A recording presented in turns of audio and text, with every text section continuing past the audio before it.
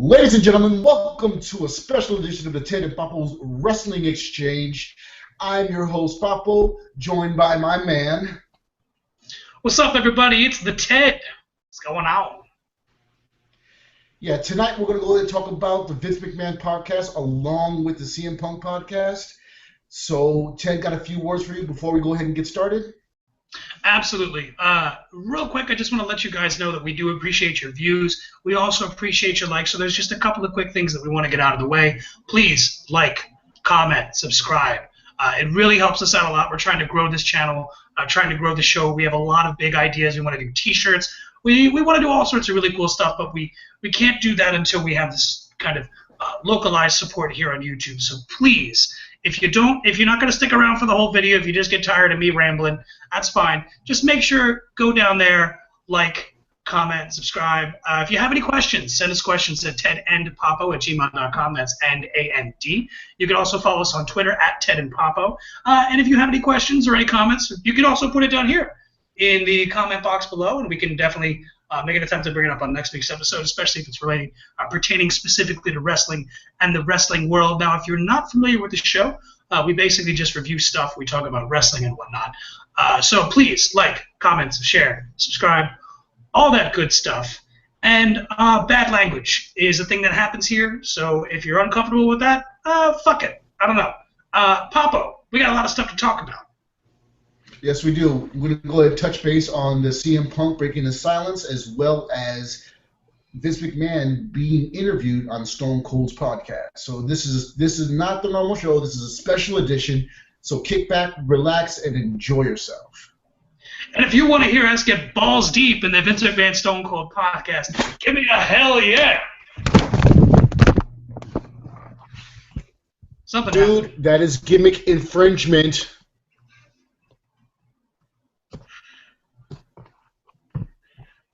I can't help it. I can't help it.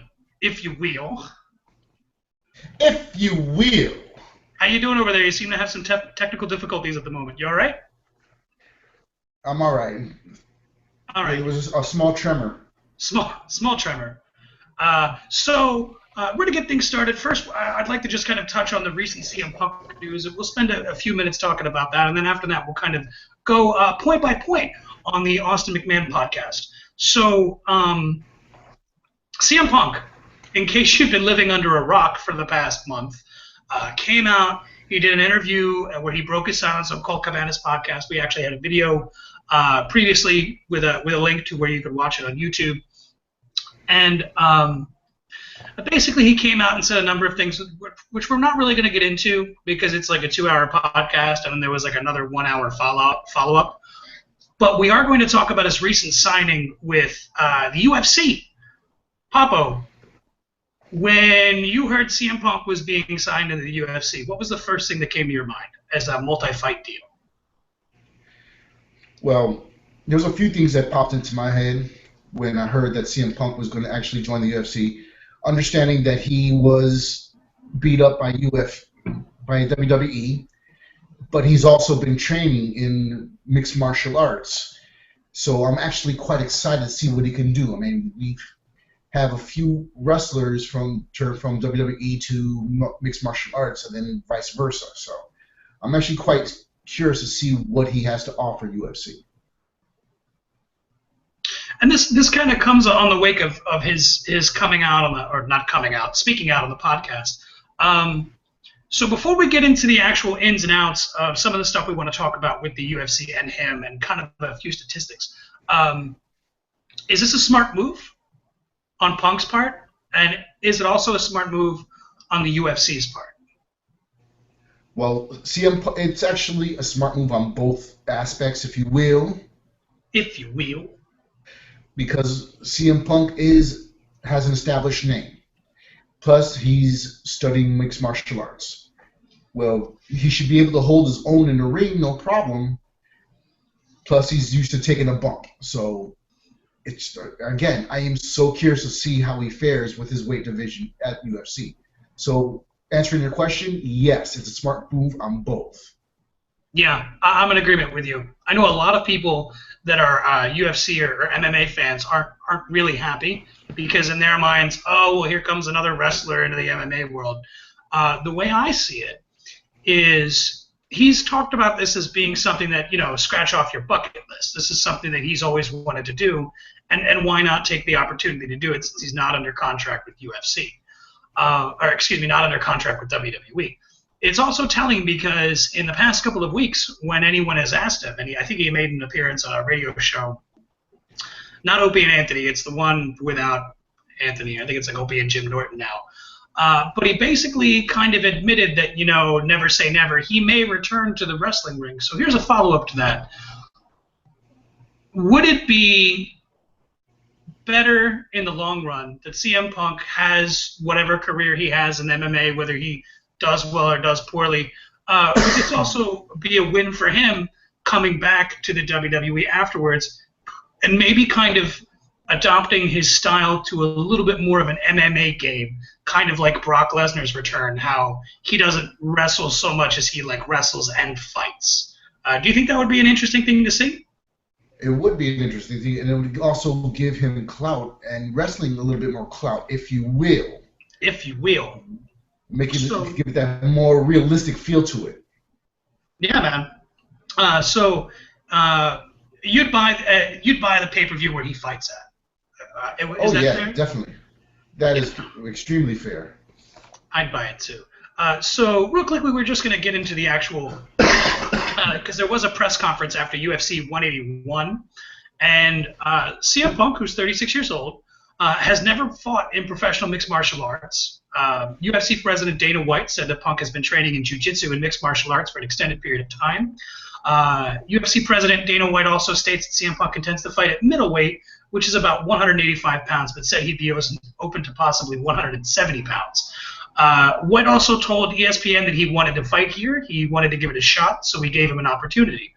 He also noted that it's not like Brock Lesnar, where they're not going to throw the kitchen sink at him, where Lesnar had a wrestling background, amateur wrestling, NCAA wrestling champion in the heavyweight weight class. So Punk doesn't have that record. So he said Punk's going to be fighting a guy who has a 1-0 or a 1-1 or a 2-1 record, something like that. What's interesting to note of that, Pablo, and I'd like to get to hear your thoughts, a guy who even has an 0-0 record in UFC has to have technically qualifying fights. So even if they don't have a UFC fight record, these guys have still fought before. Do you think that's going to be a challenge for Punk, who has never technically fought MMA as opposed to just training in it? I don't think it's going to affect him at all. I mean, again, even with training, you're going to have to spar, and then with the ins and outs of sparring is that you're going to have to go all out. So right now, I'm really not concerned about him having any type of ring rust or being intimidated in that octagon. I'm actually looking forward to see him go ahead and go against some pretty decent guys. Dana White also mentioned that he's been coming to fights for a long time, and that after his WWE contract was up, he called White and said he wanted to give it a shot. And then we also have a CM Punk cage-side interview with UFC commentator Joe Rogan, which is interesting because Joe Rogan is a guy who I listen to. He's a very, very funny guy. He's a very smart guy. But he's made a lot of comments about pro wrestling that make him come off like a dick, in the sense that it's not like he was saying, I understand the difficulty, I understand the injuries, and I respect them. He kind of came across really condescending and kind of made it seem like anybody who's actually into pro wrestling is missing some brain cells, which, I don't know, to me it's high drama, right? I mean, it's everything you could want all rolled into one. Yeah, I mean, he can't. I mean, honestly, Joe Rogan has his opinions. Everybody has opinions. They're like assholes. Everybody has them. So, whatever. So, what's interesting is that when he's being interviewed by Rogan, Punk basically makes a statement. He says, quote, "I'm here to kick somebody's ass or get my ass kicked. I have a background in Kempo," obviously referring to Kempo karate, "and Brazilian Jiu-Jitsu," which is true because he has been known to be training with the Gracies, Henner and Royce Gracie, in Brazilian Jiu-Jitsu. When he comes out and says that I'm here to kick somebody's ass or get my ass kicked, uh, I don't know about you, but I think that's probably the most honest thing he can say because he's not coming in to like the main event. He's not coming into a title picture. He's coming in to have his first fight, and he's being very honest. I may lose, I may win, but I'm going to try to win. If he applies the same tenacity he's done to his wrestling career, would it be fair to say that he might have some success? I believe he'll have some success. I will.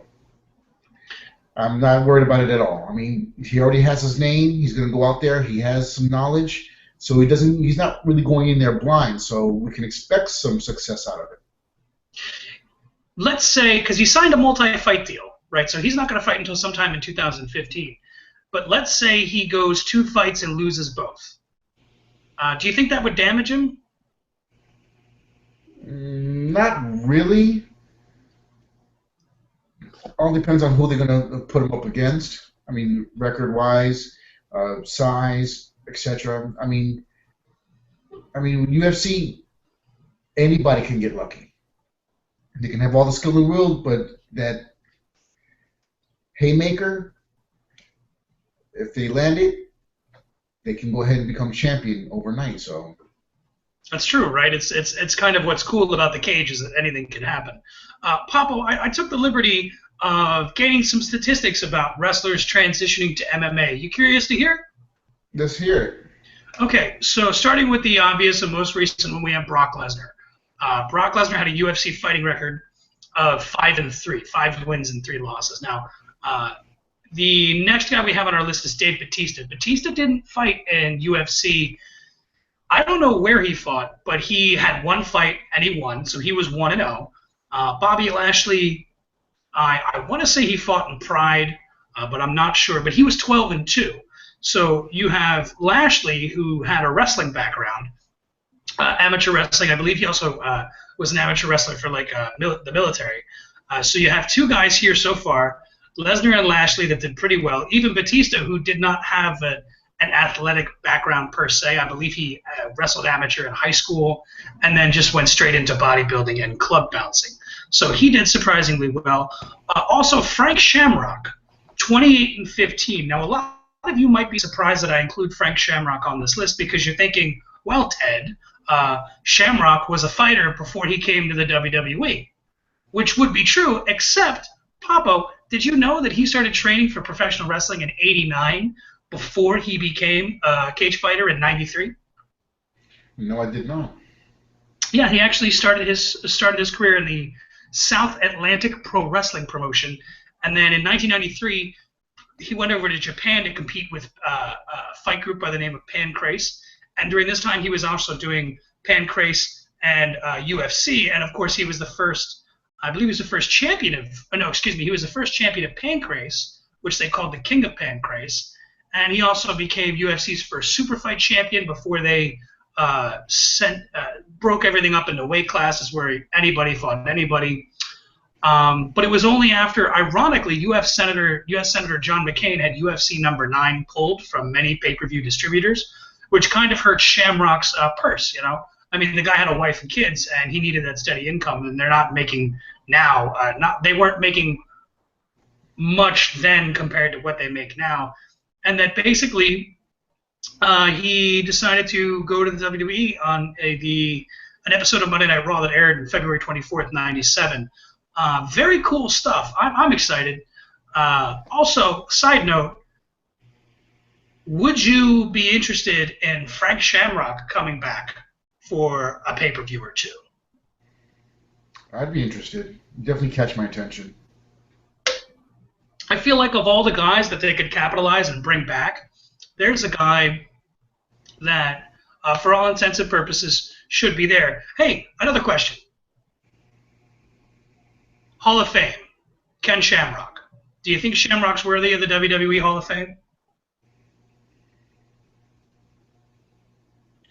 Worthy, maybe, but not until Macho Man gets in first. That would be a segue if we didn't have to cover one other thing, but I like where you're going. I like it. I like the way you think.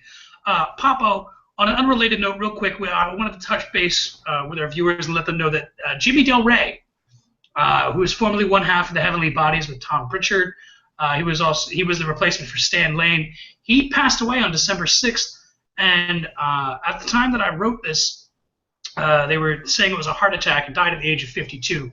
He performed in various pro wrestling promotions such as WWF and WCW under the names Jimmy Backlund, Gigolo Jimmy Del Rey, Jimmy Graffiti, and I believe WCW he was competing by the name Jumo Kenya.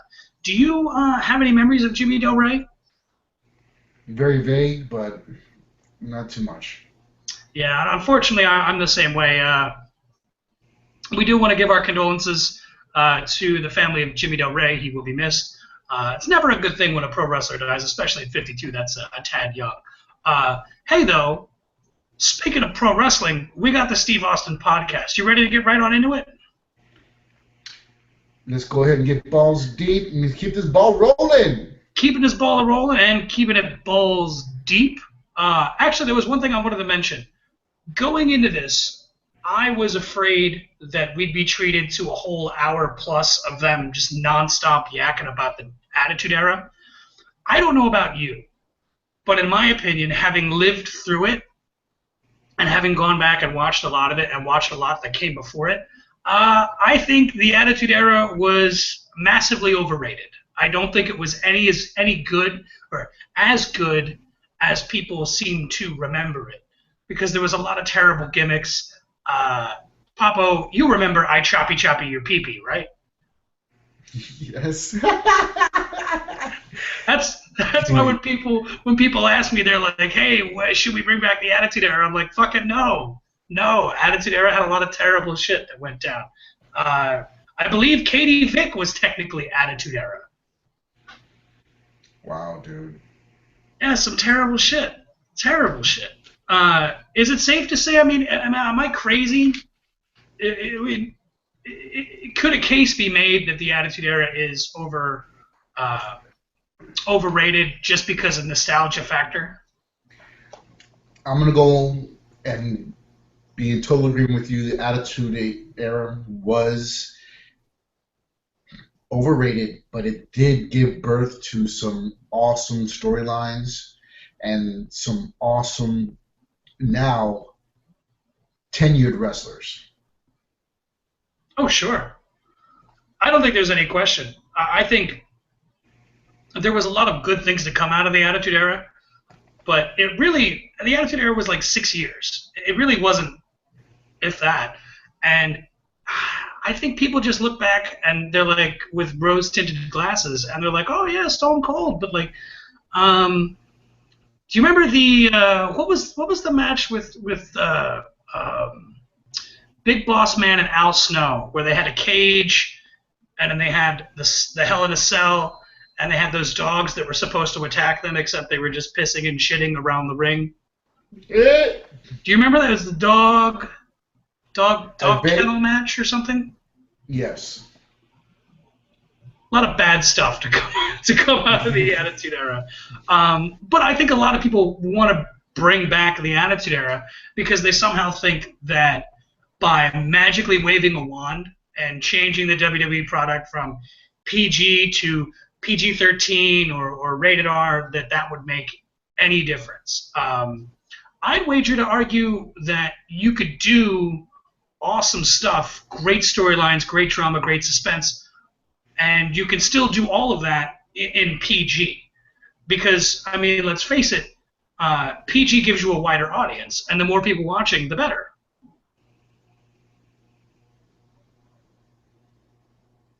Yeah, it really doesn't make a difference. Okay, good.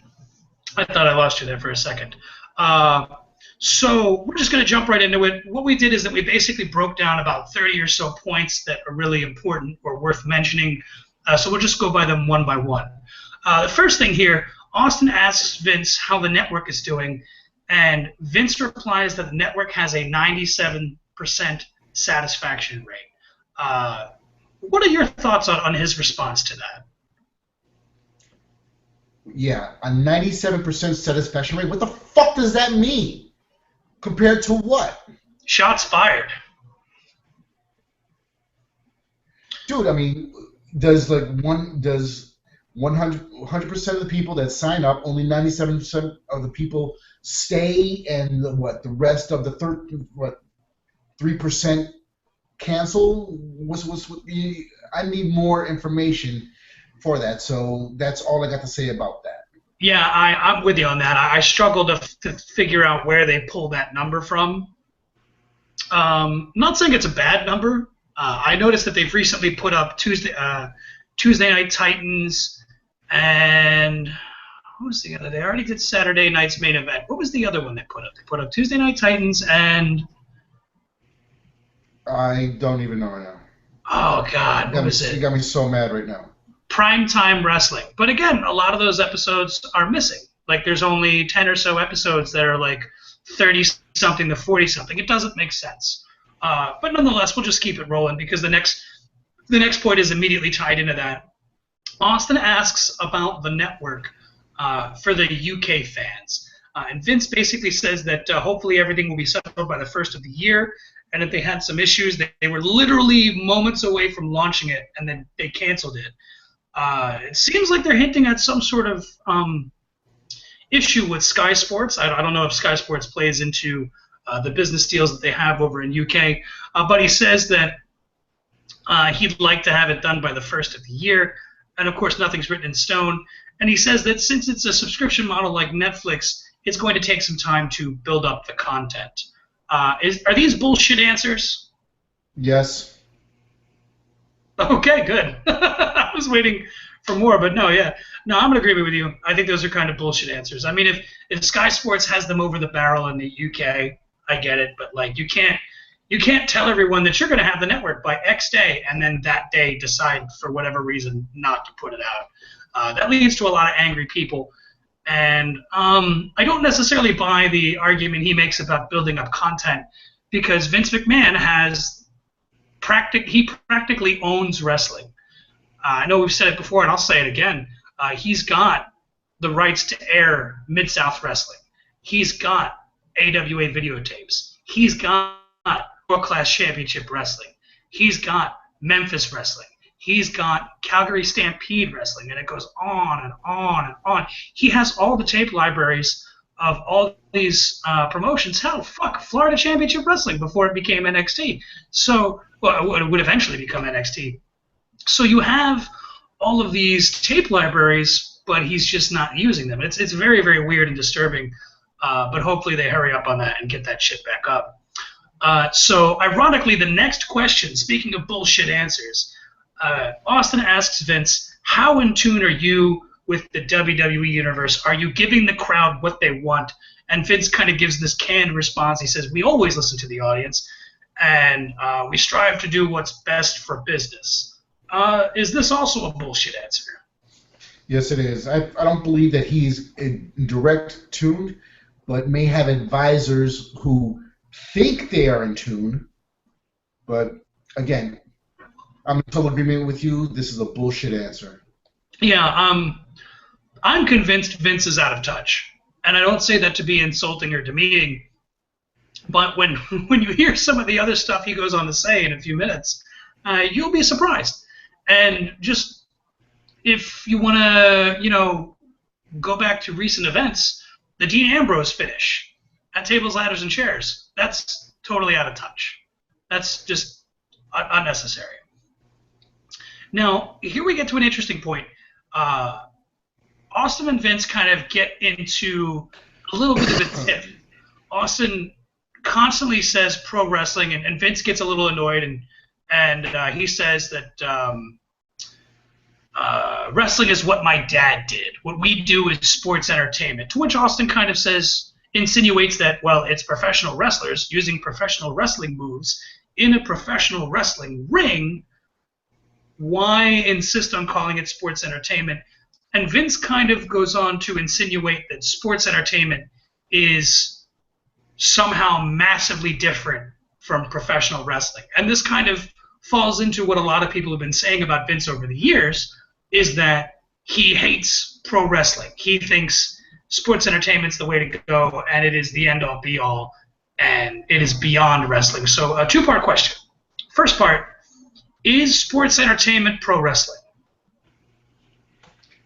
I believe they're one and the same, but no.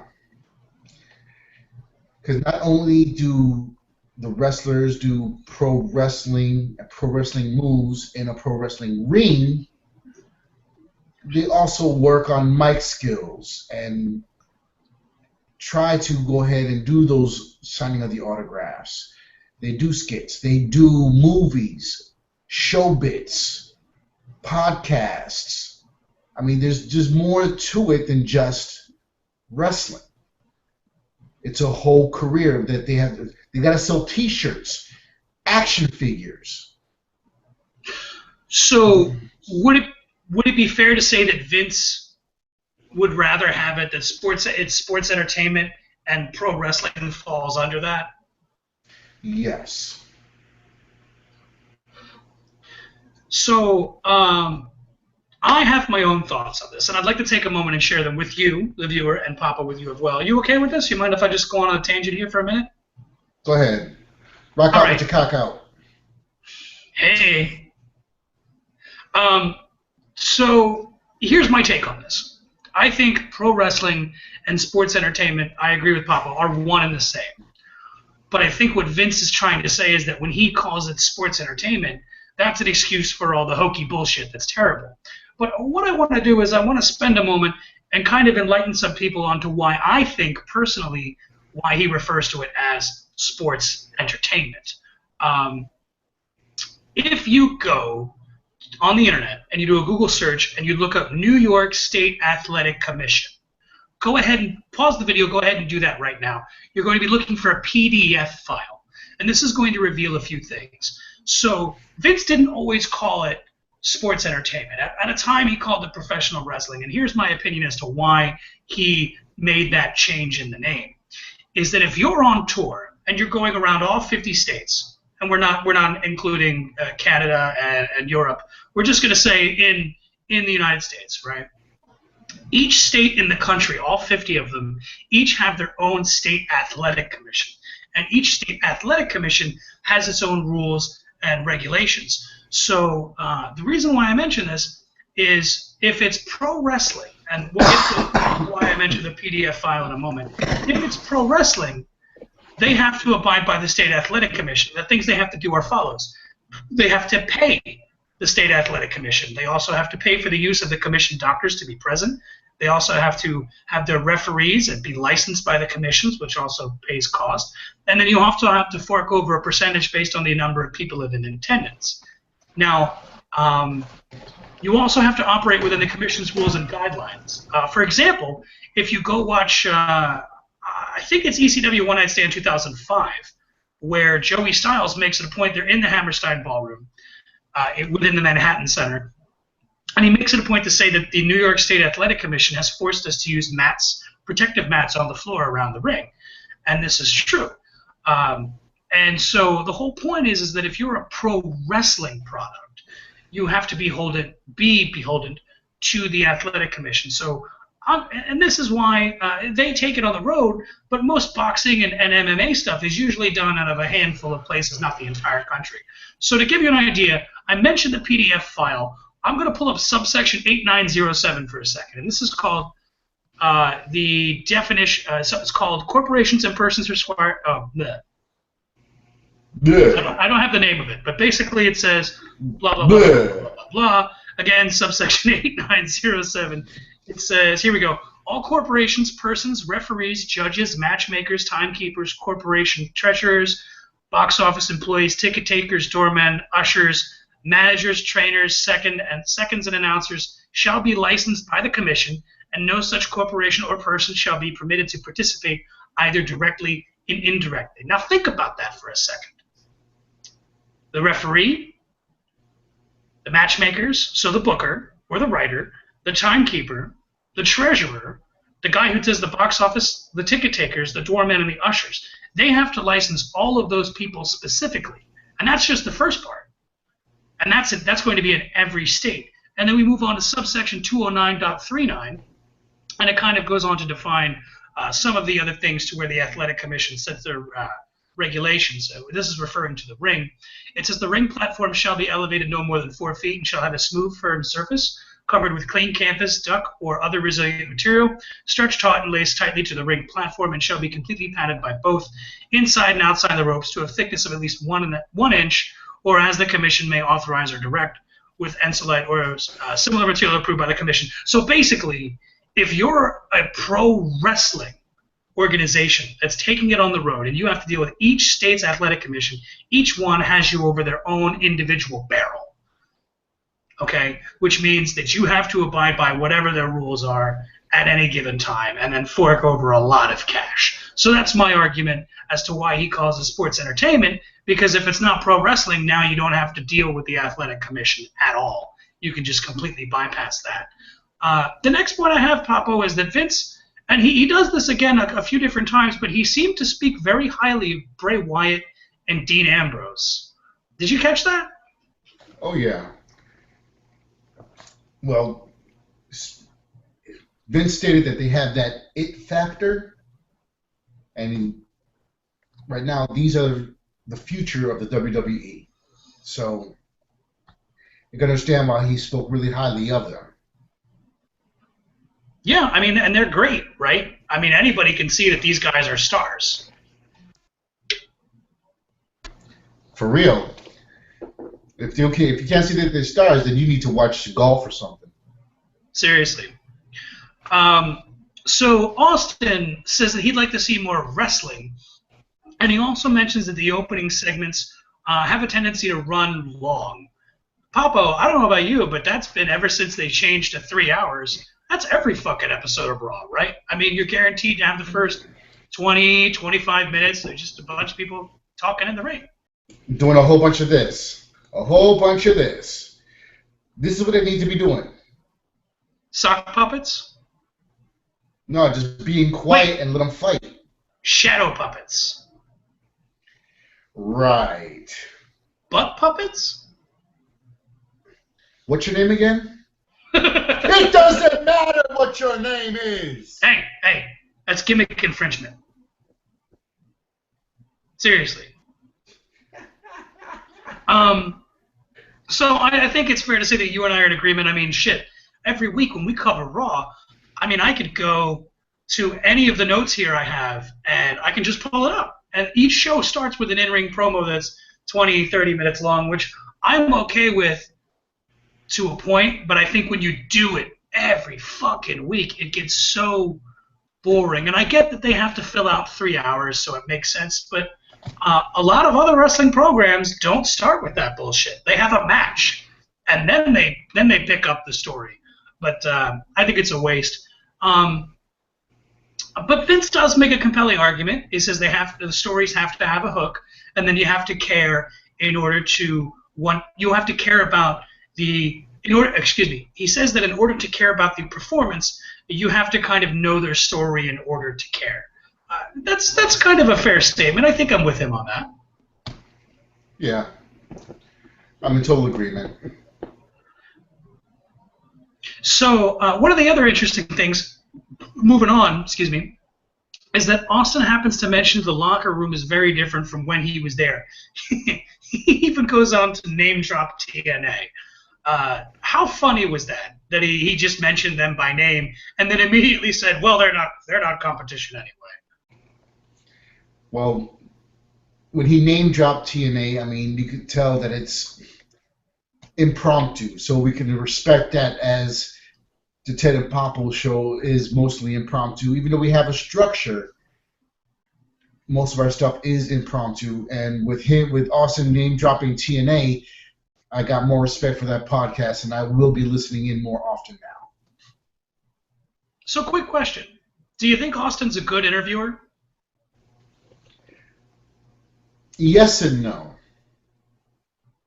I believe with him, he has writers for him, unlike us, but his emotion makes him good. So, when he mentions that the locker room is different, Austin says that a lot of the wrestlers are walking on eggshells backstage because they may be too afraid to speak out or speak their mind for fear of pissing someone off because there really is no other place to go, excluding Ring of Honor, TNA, and Lucha Underground. Vince's response is kind of troubling, and this is where I believe, again, he's out of touch, as he says, well, don't piss anybody off, which is a perfectly simple answer, but yeah, that's kind of unrealistic, isn't it? For real, I mean, there's really no competition. Right now, McMahon has the monopoly. So he's going to listen to whoever, and word travels fast. And if he finds out that if you get pissed off, you're going to be kicked out of that monopoly. Yeah, and then you're out of his good graces, and God only knows how long it will take you to get back, if you even can get back. But here's my major point of contention here, and I'd like to kind of get your take on this. Vince goes on to say that the millennials, which for those of you who don't know is basically loosely defined as anyone born between 1980 and 2000, are not ambitious. And Vince, I'd like to say from the bottom of my heart, as a millennial, fuck you. I have plenty of ambition. Fuck you in your old wrinkly asshole, you out of touch plebeian motherfucker. How dare you? And ironically, he says that the last guy to reach for the brass ring was John Cena. Now, how fucking hilarious is that?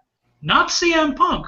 Not the guy who he told him he'd owe him one like 3-4 times. Not the guy that practically killed himself with The Undertaker at WrestleMania 29. No, it's John Cena. This just further goes to show that he's completely out of touch. Right? Touche. In total agreement. That's hilarious.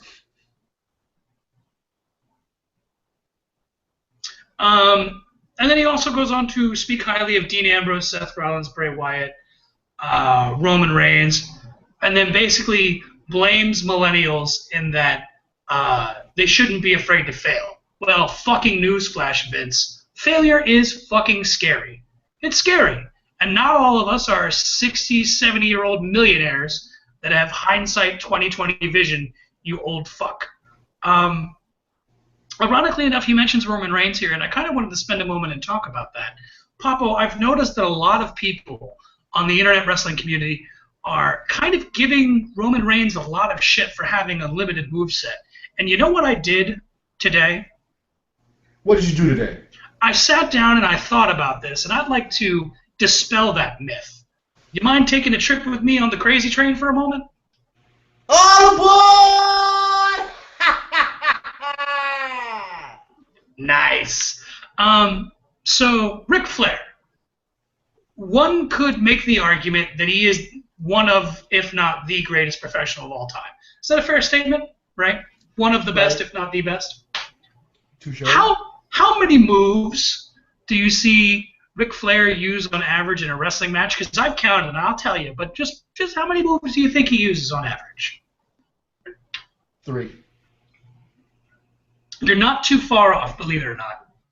So when we talk about wrestlers with limited movesets, I'm going to dispel this myth, talk about Ric Flair. So Ric Flair, arguably one of the greatest, if not the greatest, would suffer from the same fate as Roman Reigns. Because check this out. Now, there are going to be moves that I'm not going to mention on my list here just because these are ones that he would break out in every Ric Flair match. Okay, these are offensive moves. So we're not counting reversals, things like that. And most Ric Flair matches are pretty identical. But just to give you an idea of how limited the greatest of all time is, I'm going to break it down for you. Ready? First move, chop. Woo! Then we have chops in the corner. Woo! Then we have low blow. Dope. Headlock, which is usually followed by punches within the headlock. So we're up to 4 moves now. Okay. We have an eye gouge, a back rake, and a figure 4. 7.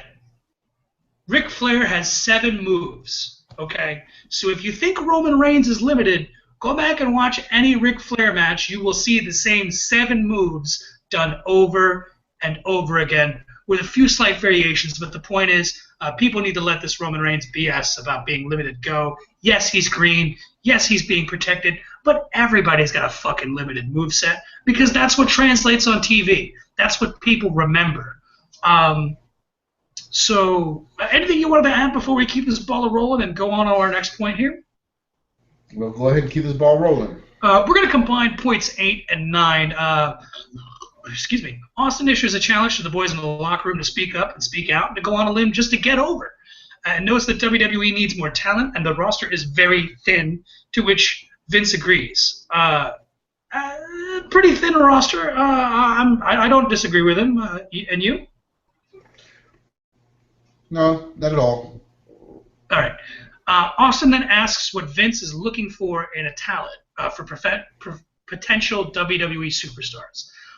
Vince says that they need innate skills. They need a hard work ethic, passion, and charisma. Now, speaking of charisma, Vince McMahon, and again, I hate using this word, buried. This is a word that the internet wrestling community throws around really easily. But he goes on to bury Cesaro, who, in my opinion, is one of the most entertaining guys that they have there as far as what he's able to do in the ring.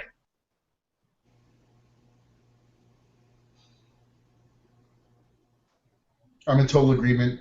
We look forward to the big swing, but his mic skills have yet to be refined.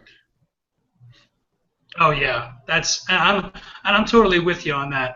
So Austin kind of mentions Cesaro and asks what is the one piece that he's missing or not connecting with. Vince says that Cesaro doesn't have any charisma, which I think is 100% bullshit. He has charisma. He's the only guy that could get the big spin over. Let me ask you this question, Papo. If anybody else did the big swing, would it be over? No. It looks stupid. Right? It looks stupid, especially on today's roster. It would look just like, why is he doing this? This is not fun. Right. It's like a 1940s Karl Gotch wrestling move. It's not something that you would see now, but Cesaro's just so goddamn strong that it gets over. Am I crazy here? Am I thinking too hard about this? No. I'm in total agreement, dude. Okay, so Vince kind of chalks up the lack of verbal skills to Cesaro being from Switzerland and that there's a language barrier. That I get. But that's why you put him with someone who can talk. Oh, wait. They did that, and then they broke him up for no fucking reason. Wasn't Cesaro with the mouthpiece before? Wasn't he with some legendary manager? Oh, God, who am I thinking of? You're thinking of the one behind the one in 21. Oh, yes, Jim Cornette. Oh, shit. Okay. The Slickster. Negator. Bobby Heenan. I wish, but... Ted DiBiase, Senior. Money. Nah. Oliver Humperdinck. Oliver held on a dink. Let's see. I'm running out of managers in my head. I'm trying to play this game. Lou Albano. I wish. I miss Lou. The Grand Wizard. Negator. Who? Harvey Whippleman. No. All right. Close. Paul Bearer. That was close, but no. All right, I give up. Who was this legendary mouthpiece that could have fixed the speaking for Cesaro, but they did away with it? Who was this legendary person? This legendary person was the creator of ECW. Todd Gordon? The Godfather of Extreme, if you will. If you will. The Grand Number one, the Grand Poobah. of Extreme Wrestling, Paul Heyman. Oh, my favorite Jew in pro wrestling. Did you know he puts the Jew in jiu-jitsu? That is awesome. So he lacks the it factor, Vince says. And also, Austin kind of presses on the pairing with the Real Americans with him and Jack Swagger. Mentions his heel turn, and then pairing it with Paul Heyman. And then he even goes on to tell Vince that he's a fucking idiot because Cesaro was over, but then got lost in the shuffle, and then he got split from Paul Heyman. And then Vince readily admits he has no idea what the answer is. This is a sign that someone doesn't know what they're doing and is massively out of touch. Am I wrong in thinking that? You're out of touch. Ooh! For real. And we proved it with Cesaro. We certainly fucking did. And ladies and gentlemen, if you think Vince McMahon is out of touch, go ahead and comment down below. So keeping this ball rolling, Vince and Austin get into how things used to be, where Vince and a handful of other people would go to Vince's house in Connecticut, sit by the pool, and basically book the territory with storylines that were about 6 months out. So what you would do is that you would work backwards. Like, okay, well, this is our main event for SummerSlam. Who goes over? How do we get from WrestleMania to SummerSlam? It's a fairly simple way of doing things. And believe it or not, anybody, if you spend enough time, you can sit down and you can book a territory. I have. It's not really that hard if you know how wrestling works. But what gets difficult is the week-to-week, what they do on TV. So I'm an advocate of get rid of 90% of the writers. Get a booker, like a Jim Cornette, or a Dusty Rhodes, or a Paul Heyman. And you have them book the overall story 6 months out, right? Who's going to feud with who? And then you let the writers worry about what happens on day-to-day TV stuff, and then basically have them have to submit it to the booker and whether or not that passes. I think that's a much better system. But Austin goes on to ask, why so many writers needed now when he didn't need them before? And Vince says, well, Steve, it's a different company, and you have to have an army of writers, and it just can't be done by one man anymore. I call bullshit on that. If you give me enough time, WWE, I can book your fucking territory for 6 months at a time. This is BS, right? You have an army of writers that don't know what they're doing, and you end up with half-baked Adam Rose segments.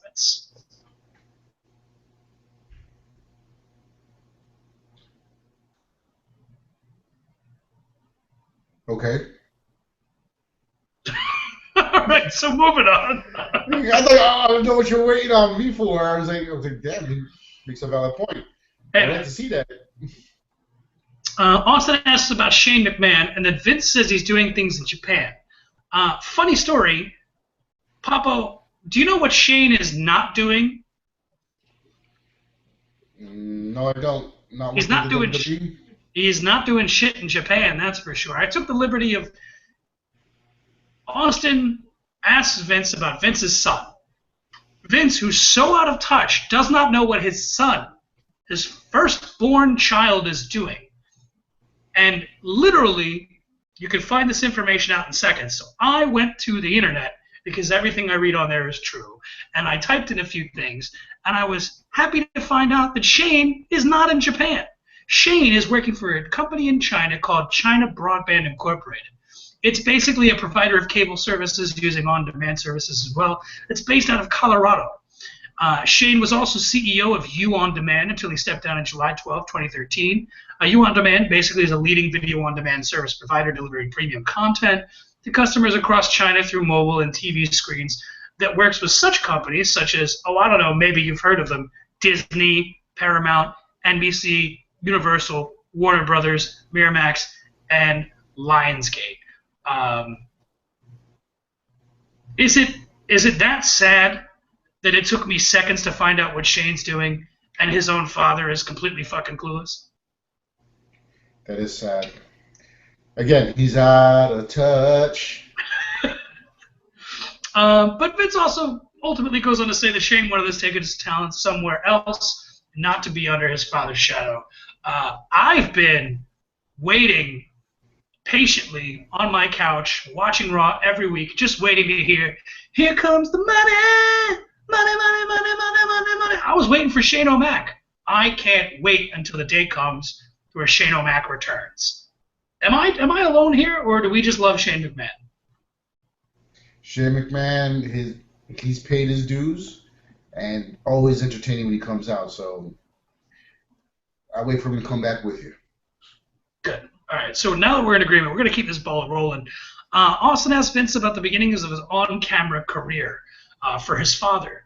Basically, what ended up happening was that Vince's father, for some of you who don't know, used to run the Northeast Territory called the WWWF, which stood for the Worldwide Wrestling Federation.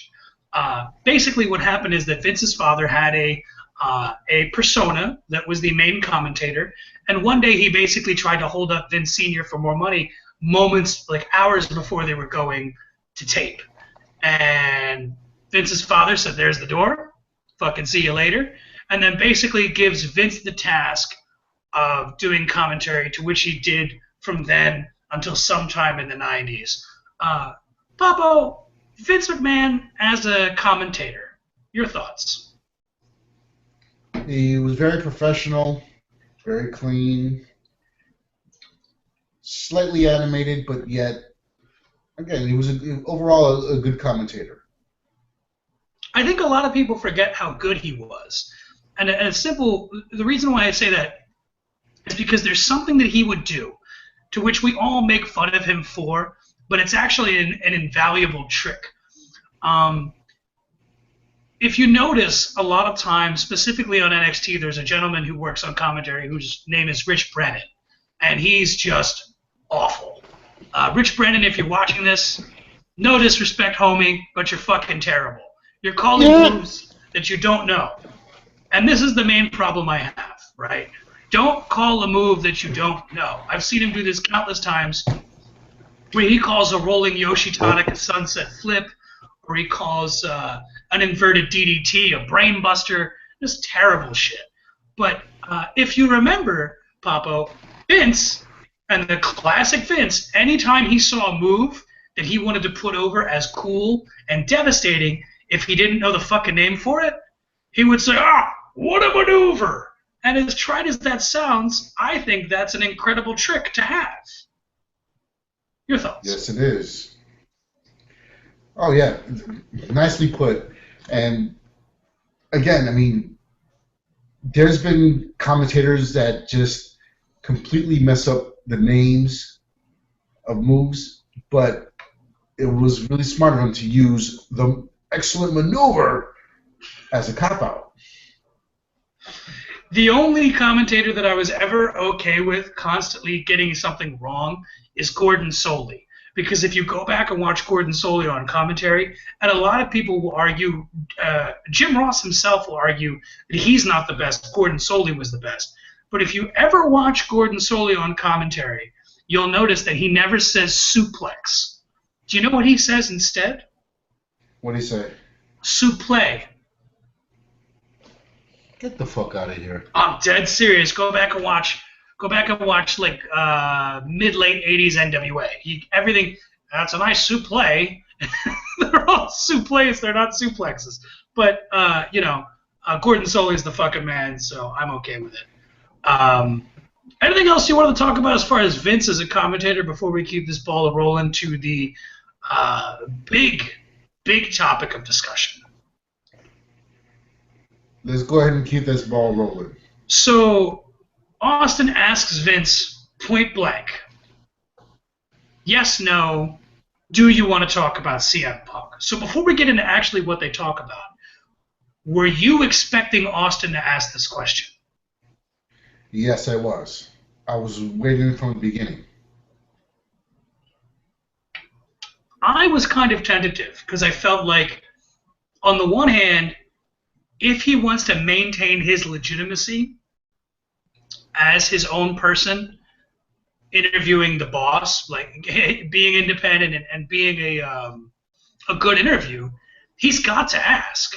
But at the same time, I felt like, well, he's gonna ask, but I don't know if he will. So I was kind of on the fence. Like I wanted him to ask, but I didn't really expect it to happen. But we got an apology from Vince McMahon to Punk about Punk being fired on his wedding day. And basically what happened is that Vince kind of chalks it up to miscommunication between the talent relations people and the legal department. Now, funny enough, Papo, you know I smell bullshit on this one. It's got poo-poo on it. Doo-doo all over.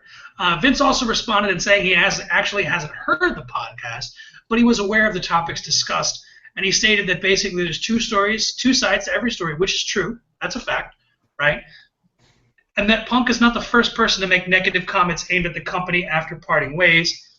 And he basically says that Punk may one day regret what he said, and Vince says he strives to always do what is best for business, and hopefully maybe someday it'll be water under the bridge and they can do business together.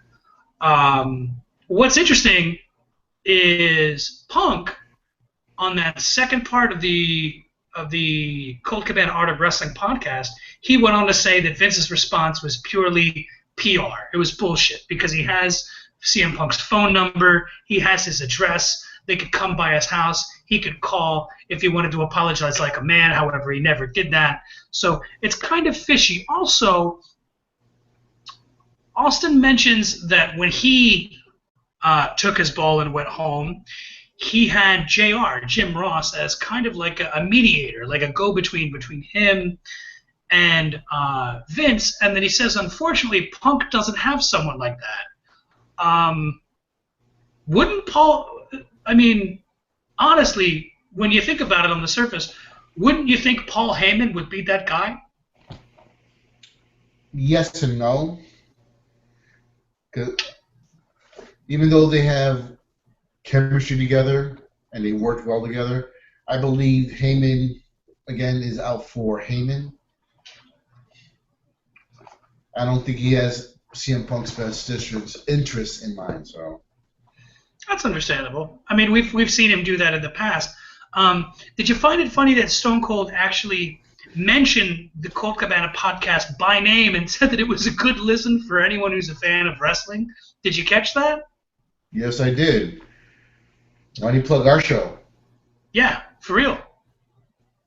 If you don't want to plug our words for you, oh shit, I fucked that up. Try that again. Take two. Take two. Yeah. If you don't want to plug our show, Austin, I got 2 words for you. That's gimmick infringement. No. Pretty please. Oh, pretty please. Okay, never mind. Almost. I retract that last statement.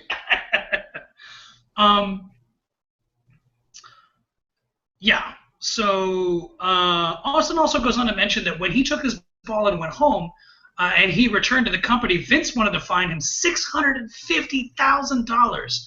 And that Austin, and then apparently this was the first time he's told this story, said that Vince had to slap him on the wrist, but then kind of talked him down to $250,000, and Vince agreed. That's a lot of money. That's a slap on the hand? That's a you forgot to spit on it before you stuck it up my butthole. Dude, that's a spike bat to the side of the head, dude. 250,000? I can't respond to stuff like that because if someone had said that to me, I would have said something rather crass. Because I hope you're wearing lipstick because I like to get kissed while I'm being fucked, or some trite statement like that. We get into Austin asking about the streak ending. Did you see this question coming? No, I didn't. This came out of left field. Was it pleasantly surprising, though, that we actually got some dialogue on it from McMahon himself? Yes, it was. I mean, it does show. He did explain why it was broken. So if your notes state that, I'll let you go into more detail with that. So. Yeah. And JR, Jim Ross, revealed in his podcast, I think he did with Shawn Michaels, that Vince made the decision like 4 or 5 hours before the show went live. Vince owns up to the fact that it was his decision. He also, for the first time, very candidly mentions Undertaker's real name, Mark Calloway, which is interesting because they've been doing everything in their power to make you forget that he was a fucking biker at one point in time. I thought this was cool, right? Because one of my favorite versions of Undertaker was American Badass. Were you a fan of Biker Taker? Dude, I've been a fan of Undertaker for ever. So I mean, it's ever. Hey, gimmick infringement. Yeah. So Vince goes on to say that Taker wanted to give back as the time-honored tradition, and that ultimately it wasn't Taker's decision; it was Vince who made the call. And he basically kind of gave us the impression that Undertaker was okay with it, and that from where Vince was sitting, there were not many guys left on the roster that he could work with as far as future WrestleManias. I think that's a very fair and telling statement. What are your thoughts on that? Fair, yes, but that doesn't mean that he can pull a tenured wrestler to come in and go against him. So, I mean, that's a 50-50 thing right there. I mean, the only guy I can think of active on the roster who you'd want to put with Taker, I can think of two. As far as ones that would draw money, Bray Wyatt versus The Undertaker. Ooh. And I'm not including Sting on this because I don't think we're going to get Sting versus Undertaker. Not this year. But before this streak was broken, I would say John Cena versus Undertaker would have been the biggest match they could have done. Because everybody knows John Cena is the guy who wins practically every match. And when the streak was intact, that'd be a hell of a guy to almost beat the streak. Touche. But I would also go ahead and put in there for Rusev, Ryback, but they wouldn't have drawn more than Cena or Sting. So. Yeah, I think you could headline Cena versus Undertaker. Vince also implied that The Undertaker wanted to do it with Brock previously. And what's interesting is that this reminded me of something that happened in 2001. And basically what happened is that there was a UFC event, I believe it was UFC 121, where The Undertaker was being, and this is when he was doing the Biker Taker gimmick, and he was being interviewed by a guy by the name of Ariel Helwani, which is a guy who does a lot of MMA interviews. And it was after Brock Lesnar had his fight with Cain Velasquez, and he literally got the shit kicked out of him by Cain Velasquez. And I don't know if you've ever seen this video, but as Brock is walking away, Taker's in a position where Brock has to walk past him, and the Taker just kind of looks at him and goes, "Do you want to do it?" And then never kind of went on to elaborate about that. Do you think that was Taker hinting at Brock, like, "Hey, do you want to beat the streak?" Maybe. I would go off and say yeah. But still heart-wrenching. Yeah, man. Still a sore spot. So keeping this ball rolling, and speaking of Brock Lesnar, Austin asks about him being the WWE World Heavyweight Champion, and that he asked if we could see him more on TV as the champion. And Vince essentially disagrees with Austin and says that due to his contract that they have signed him, that keeping Brock off TV, they're doing it to maintain his status as a special attraction. What are your thoughts on that? Just the whole thing. Like, what are your thoughts about keeping Brock as the champion off TV? And do you think that further legitimizes the title? Is this a problem? Just give me all of it at once. Let me have it. Here it comes. Kamehameha! Wait. Oh, no, I confused Kamehameha with Spirit Bomb. I was going to say, man, I'm a good guy. You can't hurt me with a Kamehameha. But no, that's a Spirit Bomb. I take that back. Good. So, in all, I'm a strong believer in a fighting champion. The champion has to be on screen. He has to be ready to fight at the drop of a dime. But the whole thing, and even if a champion should be present at every pay-per-view, which he is not. So as right now, I am totally against this main attraction thing with Brock Lesnar and him the belt. I'm a strong believer in a fighting champion, so I don't like it. Nope. I think this might be the only point where we disagree. As much as I would prefer having the belt on someone who will show up to house shows, who will be on TV, who will be a presence at the pay-per-views, it kind of goes back to what they're doing with the title now. You have the guy that beat the streak, arguably, aside from the longest title reign in the past 25 years, it's the biggest thing you could do, right? And he beats the streak, he goes on to win the title, and he takes it away to his fucking mountain, like he's Smaug from fucking The Hobbit, where he's just in his mountain and he's just sitting on this fucking championship gold. I'm okay with Brock being off TV. I'm okay with Brock not being at house shows. I'm okay with Brock not defending the title at every pay-per-view, so long as you treat it like he's holding the title hostage. I think if you were given video segments where you were showing Brock Lesnar just chilling in the wilderness doing whatever the fuck he is doing, and then being like, hey, you want the title? Come get it, because I'm the beast incarnate, and you're damn sure not going to come onto my property and try to steal from me. So I think I'd be okay with it so long as they made it a point to shoot videos that they can air every couple of weeks to remind the people, yes, this is champion. And if you noticed, we talked about this past week, when Brock returned this past Monday, the first time he comes out, he doesn't even have the fucking title with him. This is kind of interesting, but all in all, I'm okay with it because it makes the title that much more important. It makes us want to see Brock Lesnar lose the title so we can see it defended, but it also makes it more important because it hasn't been around and it's fresh and it's something we want to see, and I'm okay with it. So you mentioned the madness earlier, and Austin asks point blank, will we ever see Randy Macho Man Savage in the WWE Hall of Fame? Surprisingly, we got an absolutely out of Vince, but when pressed, he refuses to give an actual timetable, but he does say soon. What are our thoughts on hearing that Macho Man will be in the Hall of Fame at some point? He should have been in the Hall of Fame a long time ago, way before Booker T. I would say it. Wait a minute. You mean way before the six-time World Heavyweight Champion Booker T? Yes. Okay. I mean, Macho Man was out there way before Booker T.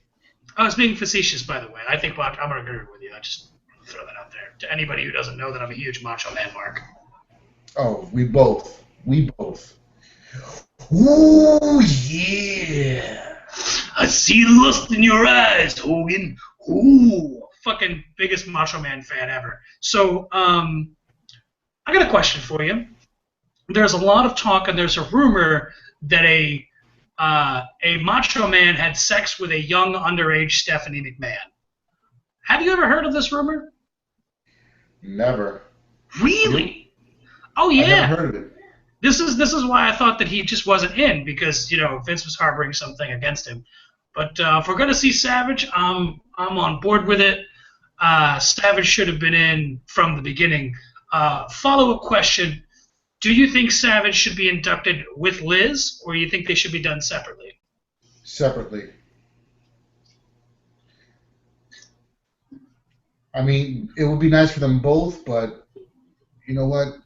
Macho Man became a man in his own without Liz. So, is that all you have to say about that? No, I got one more statement. Okay. Randy Macho Man Savage for Hall of Fame 2015. Make it happen, Vince. Oh yeah. Yeah, man. I want it.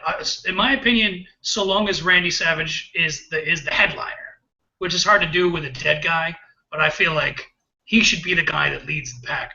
Austin also goes on to ask Vince about Sting's role in the WWE. Vince says that very much like Taker and Brock, Sting needs to be seen as a special attraction, and he kind of hints at a match with Sting at WrestleMania, but doesn't necessarily confirm it. Now, we've seen Sting rather active in the past couple years, virtually year-round at TNA Impact. Although I think it would be better suited to keep him as a special attraction, you probably could get away with having that guy on every TV. I mean, right? He did it for fucking, what, 6 years with TNA? 8 years? Yeah, I mean, he put in his time in TNA. I mean, he was out there almost every show working. So, as a special attraction, since he did fully admit that he would never, ever... Hey! Gimmick infringement. Ever get to the WWE. I even heard rumors that he stated that he hated Vince McMahon. So with him being in there now, I can see that being a special attraction. As long as he doesn't hold the belt, I can see him being that vigilante, if you will. Oh my God, I hate that. That's like the worst talking point I've ever heard. The vigilante sting. Which is worse, vigilante sting or Joker sting? Ooh, the Joker sting was worse. Oh yeah, Joker sting was pretty fucking bad. Pretty fucking bad. So Austin goes on to mention the Monday Night War, and thankfully this is the only time they reference the Attitude Era, at least this far in, and asks Vince about the lack of current competition. And Vince says they compete with everything on TV, sports, dramas, live events, Disney, etc. I don't know about you, Papo, but I smell something here. What am I smelling? What The Rock is cooking? No, I smell bullshit. I smell bullshit, right? TNA, like it or not, may not be the big leagues, but is a competitor. Lucha Underground, again, might be the minor leagues, but a competitor. I know for a fucking fact Ring of Honor is a competitor, because where did they get Daniel Bryan? Where did they get Seth Rollins? Where did they get Dean Ambrose? Although I think Dean Ambrose did more in CZW. But the fact of the matter is, a core group of stars that they have now and have amassed over the past couple of years are Ring of Honor graduates. And he conveniently pretends as if UFC and all these other wrestling promotions are not competition. I would argue that they are. However small they may be now, doesn't mean that they'll always be that way. Do you think that they can be considered competition, or do you think that Vince is correct here? Well, when he talks about competition, he's talking about all networks showing. So anytime that they're not watching the channel that they're being broadcast on is competition. So I can understand that. But when it comes to other promotions such as Ring of Honor, TNA, etc., then he's got the monopoly, and he's gonna pull what he wants for his own pocket. You know what's hilarious about that? New Japan is launching an on-demand video network here in the States for just 999 yen a month, which actually comes out to about $8. How fucking hilarious is that? That's awesome. They're basically doing the same thing as the WWE, but they're not competition. I mean, I agree with Vince in the sense that everything on TV is competition, but at the same time, you can't make people sign a non-compete clause referring to TNA, referring to UFC, and not think of them as competition. That's just an out lie. When we talk about the lack of competition, because we only have a few more points before this is going to be over, so I wanted to check what you think about this. When we talk about the lack of competition, is this something that can be fixed with a brand split, kind of like they did when after Vince bought WCW, where you had Raw being its own roster, its own champions, and SmackDown being its own roster and own champions? I can see that. But could you see hungry. Could you see it if they shared, like, for example, the world title and the tag titles? So maybe SmackDown gets the U.S. title and Raw gets the Intercontinental title, but other than World Heavyweight Championship matches and tag matches, they would be separate. Because that's how I would do it. Does that sound interesting to you? Yes, it does. Got my nipples hard. Oh, fuck yeah. Um, Vince is also asked about putting the territories out of business, to where he immediately becomes defensive and says, well, I didn't put them out of business. They put themselves out of business. And the point that he makes is that the overall difference between him and the other territories is that early on, Vince took every penny that he made and reinvested it back into his product, elevating the production quality, better cameras, better lighting, better venues, better microphones. And I think that this is a fair thing to say, because if you go back and watch World Class, or if you go back and watch AWA, what you can find on like YouTube and shit, you'll be surprised to see that as much money as they were making, they weren't reinvesting that back into their product. So do you think that what Vince is saying here could be seen as fairly accurate in some circles? Oh yeah, definitely. I mean, he's got a good business sense and saw an opportunity and pounced on it like a lion to a gazelle. And he basically goes on to say that the reason why they died, aside from not reinvesting back into their own product, is because that they couldn't see that Vince's vision was the way of the future. Similar to what's going on with traditional cable TV and internet-based streaming and on-demand services right now. For example, I have completely cut my cable. Everything I watch over the internet, whether it's Hulu, whether it's Netflix, whether it's Redbox Instant, whatever. The fact of the matter is that a lot of people are doing this, and I very much see it as a way of the future, and I think the network is a smart way to go, albeit I think that they're losing money now, but they'll be gaining that money in the future. Vince also mentioned that the only promoter from among all the territories that could compete with him on his level was Cowboy Bill Watts, and he goes on to tell an interesting story describing basically Watts' ability to undermine his competitors, and that because of how good Watts was at this, he decided to leave Watts alone until Watts ultimately sold his business to NWA Jim Crockett Promotions, which would later become WCW after being purchased by Ted Turner. And what's even funny is that Vince goes on to even insult Jim Crockett, which is hilarious because some Jim Crockett Promotion wrestling is awesome. If you can go back in the network, check it out. Late 80s, NWA, really cool stuff. But Vince is right, because Crockett ran himself out of business by overspending and trying to compete in areas where he had no business doing. But it's kind of an interesting anecdote. Then we get into Jim Ross. Papo, do you know the story as to why Jim Ross is no longer with the company? Not off the top of my head. So please enlighten our viewers. I will do. Basically what happened is that Austin asked if Jim Ross, if there's any heat between Jim Ross and Vince, which is basically just a carny wrestling term for animosity. Vince says no, but it's very clear that he still blames JR for SummerSlam 2013. Basically what happened is JR has a medical condition which is called Bell's palsy.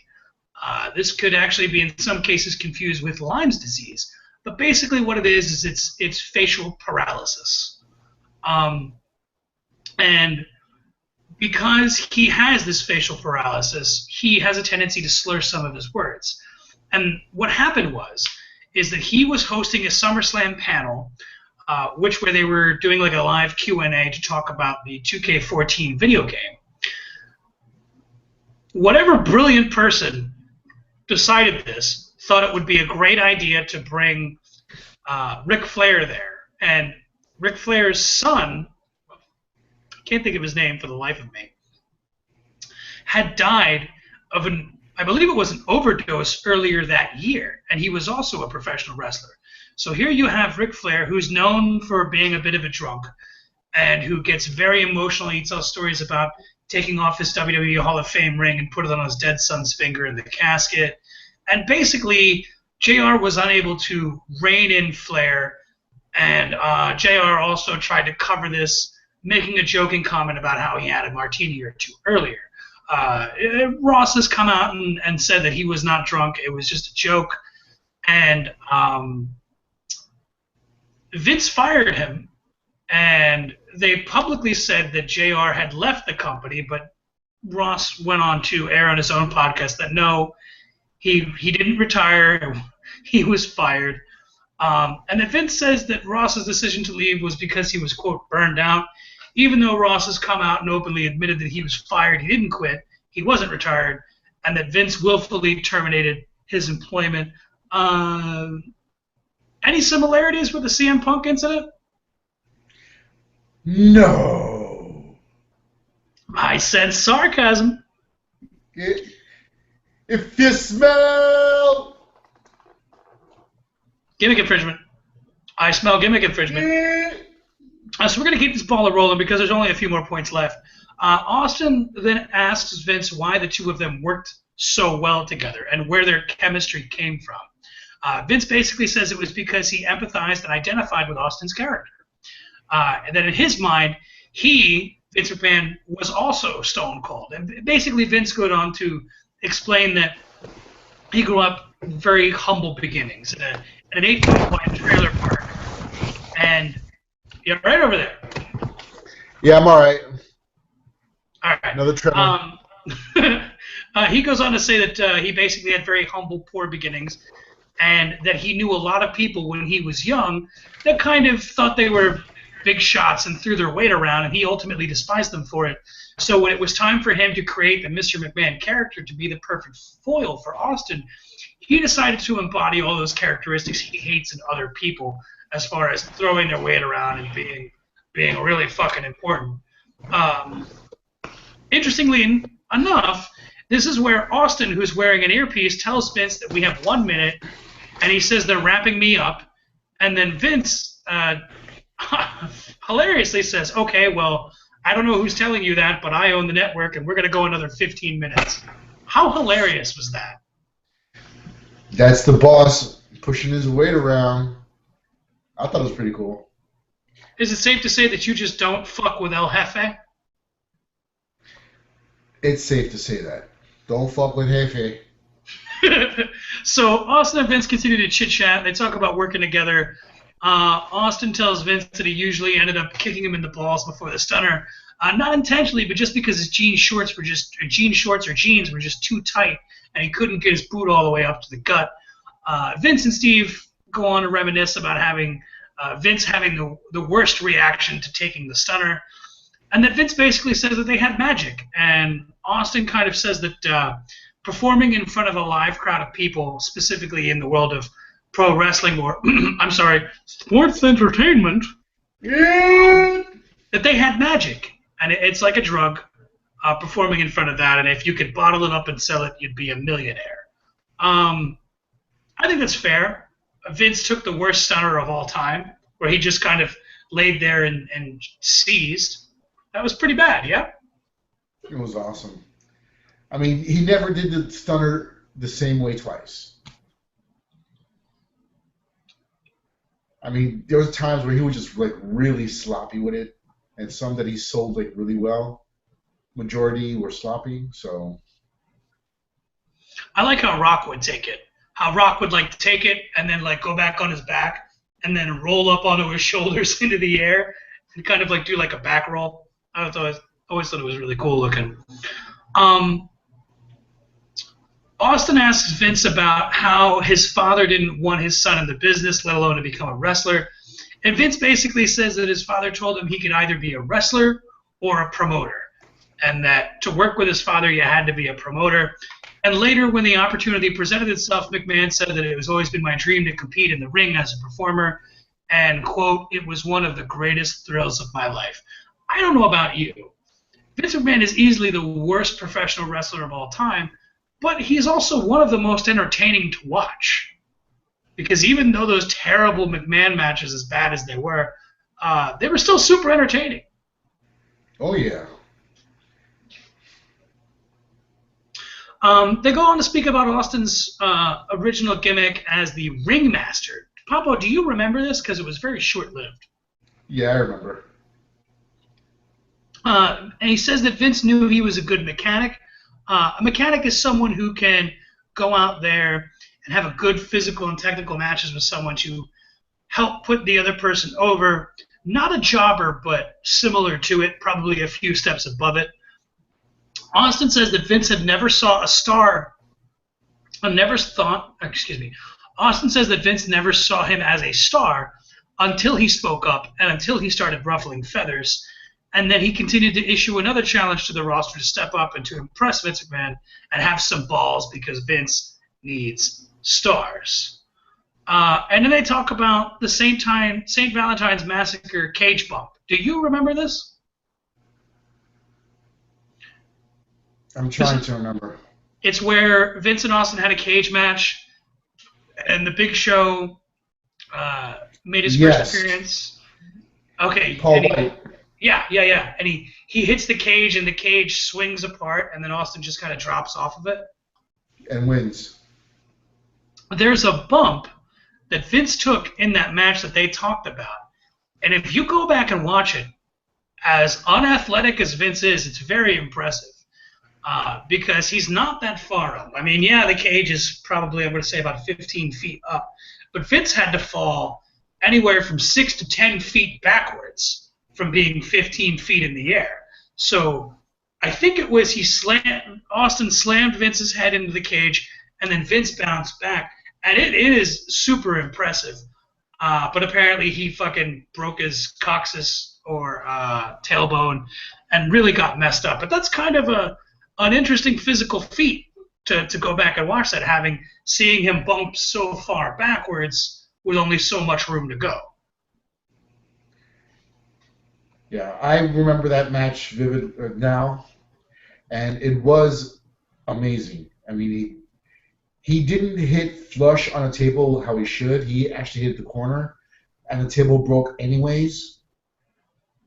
And then we have the Big Slow coming out, long hair, slimmed down, and costs Vince McMahon the match. I think that's the first and last time we ever see Big Show with the long hair. Yeah. Outside of WCW. Yeah, outside of him being the giant. So they transition into WrestleMania 13. And they talk about the use of blood in that match. For those of you who don't know, off the top of your heads, WrestleMania 13 was the match, or the main event of that was the match. It was, I believe, it was a no-holds-barred submission match between Bret Hart and Stone Cold, and they did a deal where going in, Bret Hart was the good guy and Stone Cold was the bad guy, and they do what they call a double turn, to where both. Instead of just one guy turning from a good guy to bad guy, both guys turn. So in that match, Bret goes from being a good guy to a bad guy, and Stone Cold goes from being a bad guy to a good guy. And the reason why they mention this is because there's a fair use of blood at the end, and there's a spot. At the very end, it's the finish. Bret has Stone Cold in the sharpshooter, and he has a cut here, and the blood is just coming down his face, and he just doesn't give up, but he passes out. And he basically goes on to say that they talk about where that finish came from, and he said originally it was Bret's idea, and that Austin was okay with it so long as Vince was okay with it. And apparently Vince was okay with it. He even says that he still has the papers from Jerry Lawler's desk to where Austin's blood landed on his fucking program papers. And he asked Vince, he says, what were you thinking doing that with a no-color policy? Color meaning blood or intentional bleeding. Vince McMahon basically says, looking back, probably he was a little pissed off, but it is not about what he wants. It's about what the audience wants, and that's what they wanted at that night, which brings us to the last question of the Steve Austin Vince McMahon podcast. I've really thoroughly enjoyed our time here, and I hope you like, comment, subscribe, and share, and send us questions to email and fucking all that shit. But Papo, Vince is asked one last time by Austin, is he out of touch? Vince says that although he's 69 years old, he's not out of touch. Austin asks if there's a website where people can respond to him, and Vince kind of says that he doesn't listen to critics, which, although on one hand I understand, but you can't ask for people to tell you what they want and then ignore critics. That's not how that works. People are only critical because they want to see better. Like when you and I, when we talk shit about the product, it's not because we want to talk shit about the product. It's because we're disappointed and we want so much better, and that's fair, right? That's fair. So we asked where the WWE Universe can get in touch with Vince to voice what they want to see. And Vince kind of, again, does the out-of-touch canned response where he says, well, we always listen to the audience, but doesn't really say where we can go. And then Vince says you have to be a member of the audience. And then Austin says to send in your feedback and what they want to see to Vince McMahon on Twitter. And you could just see Vince McMahon just like, oh, God damn it, like, please don't tweet me. But all in all, looking back on this, was this worth it? Was this an interesting podcast to see the two of them interact so candidly? Actually, it was. I enjoyed it. I mean, it brought a lot of information out to light. I mean, they were all into the realism of the sport. So then, here's a follow-up to that. Obviously, you can't do Vince McMahon every month with a series like this. But what if they did a series to where every month, at the beginning of the month, if you want to hear, if you want to see it, you have to buy the network, to where Austin will, let's say, for example, next month interviews Triple H, and maybe after that it's Pat Patterson or whoever the fuck. I mean, this would be something that they could use to sell network buys, yeah? Oh, yeah. Definitely it would be an excellent marketing scheme. So overall, this entire podcast, Vince McMahon, Stone Cold Steve Austin, Papo, do we give it a pass or a fail? I'm going to give it a pass. 2 thumbs up from me. I'm in agreement with you. I'm going to give it 2 thumbs up as well. Very interesting stuff, and it was nice, and it was fun, and we were spared from an hour and a half of Attitude Era ramblings. Papo, I believe that's it. Is there anything that you want to talk about before we let these good people go? Keep watching. We're going to have another special edition coming up pretty soon, where we have a guest speaker, if you will. If you will. So please stay tuned. Keep watching. Much appreciated. Anything else, Mikey? Oh, man, all I got to say is that I need you to like, comment, subscribe, send us an email. If you want to talk, you want to be on the show, send us that fucking email. Follow us on Twitter. Go to the Facebook page. Be part of the discussion. Like, comment, subscribe, share. You tell 2 people, and they'll tell 2 people, and then one of them, I don't know, has anal sex with a pig. But the other guy, he tells 2 more people. It'll be really interesting to do. Again, like, comment, subscribe. Tell us you like us. And we love you. And I think that's about it for me. So I'm going to let y'all go, ladies and gentlemen. Signing off. My name is Ted, and that is, as always, Papo. Peace out. Good night, everybody, and happy holidays.